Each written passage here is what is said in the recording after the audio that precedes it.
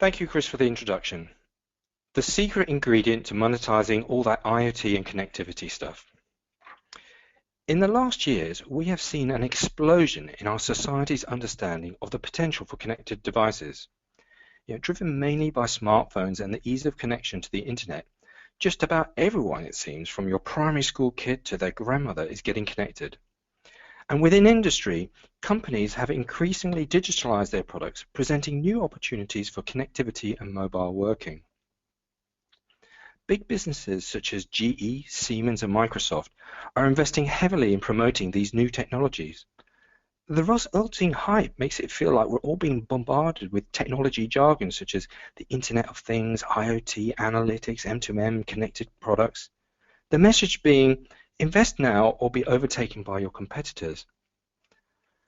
But I must admit, I'm slightly troubled by all this jargon because it just really focuses on the technology, and in my mind, these technologies and capabilities have no value if you don't do anything with the information that they create. I mean, when I was working as a design engineer at Xerox maybe 30 years ago, we had something called remote interactive diagnostics on all our large copiers and printers. So my mind, it's not really the technology that is the issue, but it's our thinking around it. So in this presentation, my goal is hopefully to provide you with some insights into how you can monetize these technologies and capabilities through service thinking and a little dash of imagination.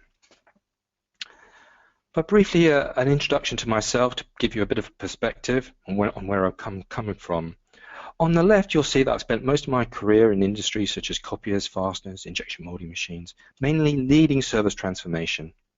And on the right, you'll see that I'm now involved in a number of enterprises, all of which have the goal of helping businesses find their pathways to growth through service thinking. So our discussion today, we'll look at service thinking and how it can help you understand the exciting potential that communication and management technologies can offer your business. Then we'll look at some examples. And finally, we'll look at the potential significance of service thinking and imagination on your organization's culture and capabilities. So first, I want to try to illustrate why I believe service thinking is not only critical to monetizing IT, but it's a core competency that all industrial businesses should possess. Some of you might have seen this picture before in discussions about the potential impact of the IoT on business models. It describes 6 different levels of service business maturity in relation to leveraging the potential of connected products. On the left is the lowest level of maturity, which is a business which is unconnected from its assets. And unfortunately, and sad to say, this is where the majority of UK business still in fact is today. As we move up the curve, so service businesses are starting to get connected. And usually, this is to become more efficient in the way that they deliver their break-fix service portfolio. And then companies are starting to develop the way they use this information to deliver much more intelligent and predictive services strategies. They start to incorporate analytics into their processes so they can start to predict when a machine will fail. And the more advanced are moving to actually optimizing the complete product service system so that they can offer a really much more differentiated type of service model. And as we move up the curve, the potential to release value from our customers increases, so providing opportunities for new revenues and increased profitability. And if we overlay the benefits to the OEM, most companies start at the bottom left-hand side, focused on cost savings. Then, as they start to move up the curve towards level 3, level 4, they start to see the opportunities for revenue and developing new profit streams. And then they get into more advanced services where there is an opportunity to really create long-term profitability through forming strategic partnerships with the customers that deliver advanced services such as outcome-based or servitization type of propositions. And this is how many companies really see their business. But it's a very inside-out way of thinking. There's no perspective on what the customer needs to be successful. And this is really important because ultimately it's the customer who pays our wages. So when we start to introduce the customer's perspective, we start to be able to see why we might actually invest in this technology and therefore how we can monetize this investment. So here you can see in the early levels of the curve, the customer value is all about ensuring that the asset functions. If it breaks, it needs to be fixed as quickly as possible so that from the customer's perspective, the minimum amount of production is lost. And that is the value to the customer. Then there are the customers who want to optimize their costs over the life cycle of the product. They have realized that they can significantly reduce their costs by looking at the complete life cycle of their equipment. They really do see and perceive the value of preventive and even predictive maintenance contracts. And then there are the customers who really want to change their business model. For example, maybe only paying for what is actually produced off the equipment, or sharing risk with the supplier, or enabling products to be reused and so contributing to the circular economy.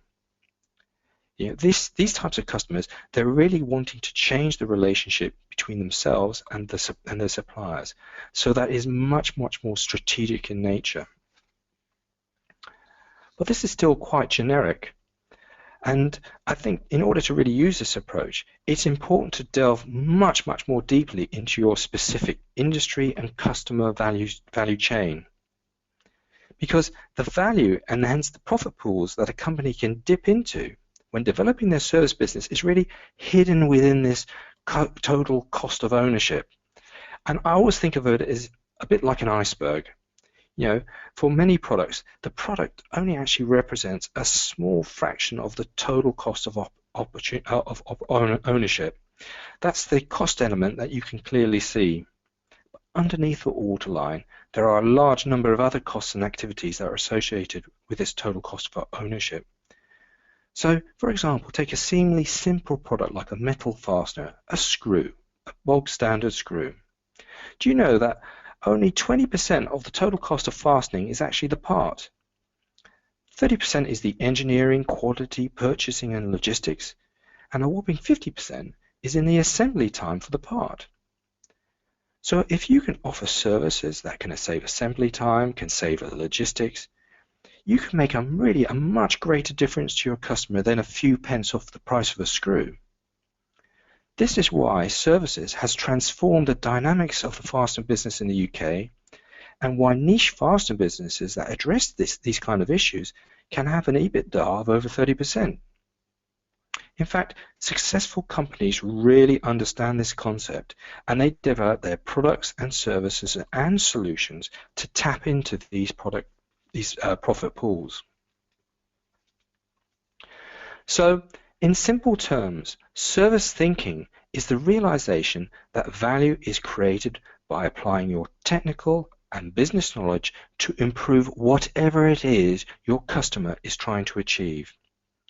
Therefore, trying to figure out how to monetize the IoT or the power of smart connected products, it doesn't really start with the technology, but with your customer's business model and your customer's processes.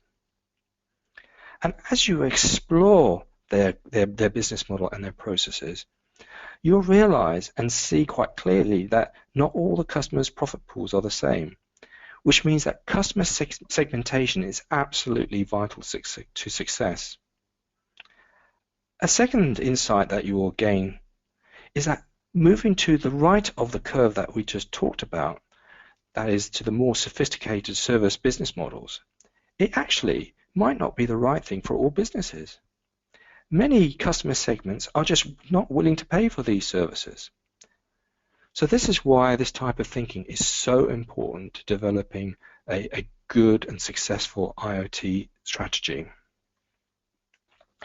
But I think there is another ingredient which is really vital, and it's really summed up by this quote.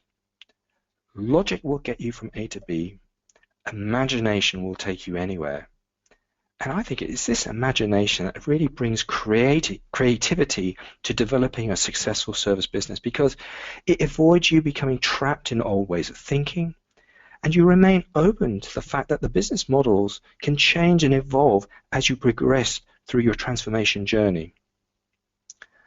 So let us look at some examples that illustrate how we can apply service thinking and imagination to our customers' challenges,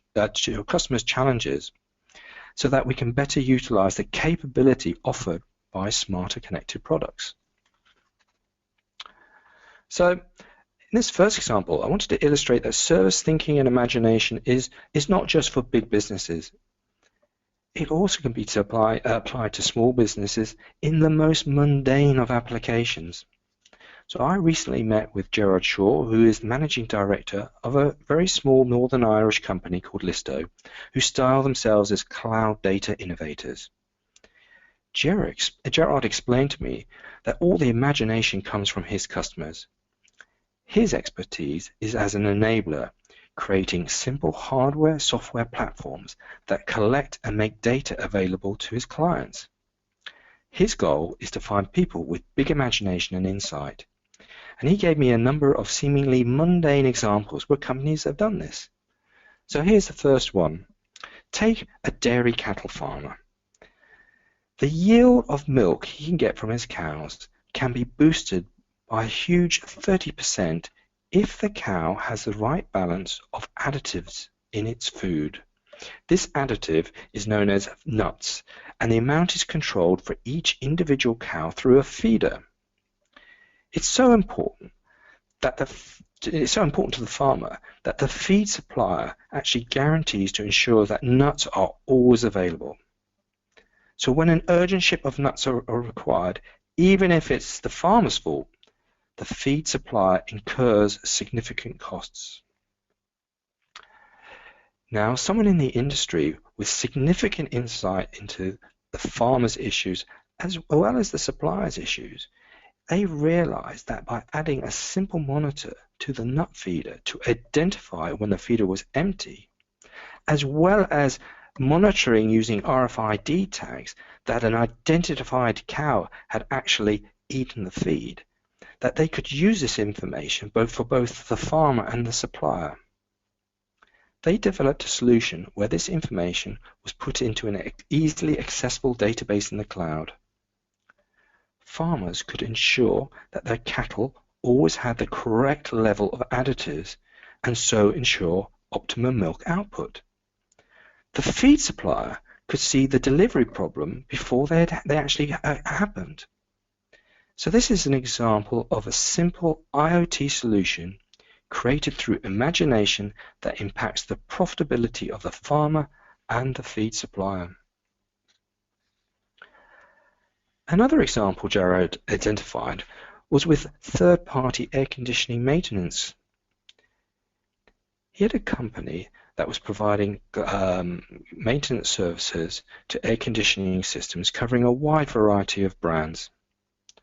Obviously, it's a very competitive market, and they were looking at how to differentiate themselves from their competitors. Their customers were telling them that, yes, they wanted them to meet the agreed SLAs, but what they really wanted them to do was to actively help them optimize their energy and maintenance costs. So what this company realized is that they actually could provide a much superior service at a lower cost if they could monitor two standard outputs found on pretty much every single brand that they were servicing. That is, whether the unit was running and knowing the pressure across the filter, which would tell them the performance of the unit.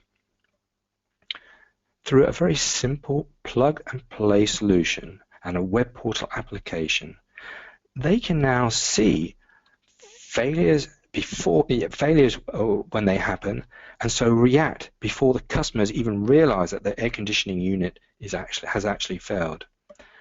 They can see poor performance and make planned visits, so reducing their own service delivery costs. And when the performance of the unit is so poor, they can actually put together a business case based on real data so that their customer can make a decision to purchase a new unit. So again, this is a very simple solution based on knowing what is important to the customer and understanding the critical data that can make a difference. Now, these two examples of service thinking show how even the smallest businesses in the most mundane of applications can use the IoT and the power of connected products. This next example, we're going to look at a much larger business, much more sophisticated. And this is MAN UK, the truck manufacturer. The UK team were facing a challenge of how to grow truck sales in a declining market. The management team looked much more closely at their customers' businesses and worked with their customers to understand that actually the truck only made up 10% of the annual running costs of a typical truck. In fact, their customers were telling them that the sales price of the truck was not a real issue. A couple of percent off, 5%, 10%, didn't really make that much difference to them. They actually wanted them to address their largest operational cost drivers. That is the fuel that accounted for 45% of their costs, and also the driver and the associated insurances, which made up another 29%. So you can start to see how this team was starting to apply service thinking to develop their business strategy. The truck's performance and the way it was driven are the two main things that can most influence, in fact, fuel consumption. MAN knew if they could make a 10% saving in fuel consumption, they could double the profit that the haulier could make on their truck. That's a huge business difference. Initially, they did this by providing a full maintenance contract so that the truck was working efficiently and always available. A key element to making these contracts profitable was the telematics that was starting to be built into the trucks. By working with a third-party partner, they started to build up an infrastructure because they realized the power of this telematics in allowing them to not only optimize the cost of running a truck, but really accurately predict the cost of running a truck to a level that they could actually very profitably offer a leasing service for the trucks. The customer no longer bought the truck, they leased it. So customers now effectively paid for the truck by the kilometer, making their cost structure much easier to predict and much easier to manage. But the telematics not only told them how the truck was performing, but also how the driver was driving it. So this enabled them to further reduce fuel consumption and decrease the insurance premiums. The result is that MAN built a very compelling value proposition based around services that allowed the company to grow from £50 million to £550 million in just over 20 years. Again, notice that the driver of growth is not the technology, it's the understanding and addressing the haulier's key business problems. And you will have noticed that in all three examples, as I said, we've not really discussed technology, we've focused on that business need. And this is because the key to success is an outside-in approach. And it's really well described here by this quote from Steve Jobs. You've got to start with the customer experience and work back towards the technology, not the other way around.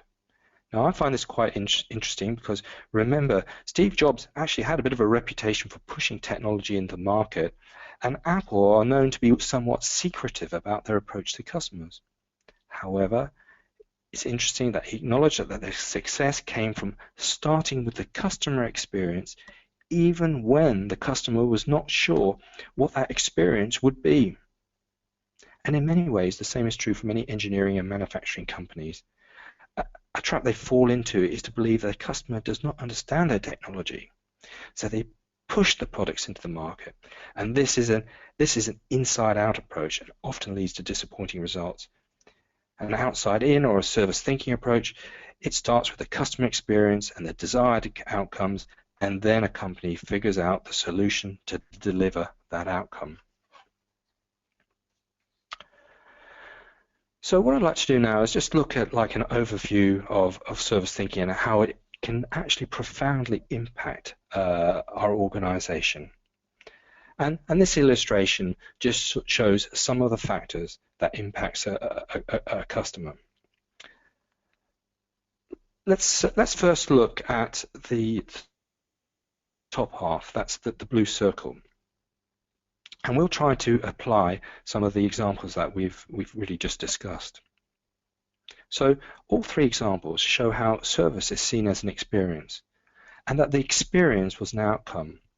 So, for example, the truck drivers did not just want to buy a truck. They wanted a truck that was working, operational, and with a predictable cost. You can also see in these examples, they all involve a co-creation of value. For example, the cattle feed solution required that the farmer and the feed producer work together to develop a solution. You will have also sensed that these IoT solutions involve combining a number of partners and technologies together to form a service system. Even in this simple example, Listo becomes an important technology partner in their customer's business. So an important capability an organization has, it must be able to effectively partner with companies who are providing additional capabilities. Now looking internally within the company, so this is the green circle, and we can see, just touch on some of the impacts the service thinking on how an organization functions. So let's look at metrics. That metrics are not just internally orientated when we start thinking this way. We realize that they should actually reflect the outcome expected by the customer. Also, there is a greater use of the run, transform, innovate kind of principle. That is, in developing these solutions, there is a greater emphasis on learning and then piloting. And this is a very, very different approach from more traditional product delivery processes, and requires your teams to think differently in how they approach service development. The solutions in today's world also have to be mobile, and they are linking into many other data sources such as social networks and other databases of information, for example, weather.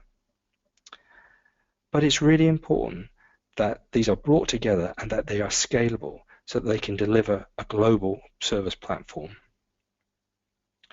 And finally, that what we're finding is that for actually excellent service delivery, leading companies take a much more modular approach to their business architecture, and they build up their delivery processes through standard components or groups of processes.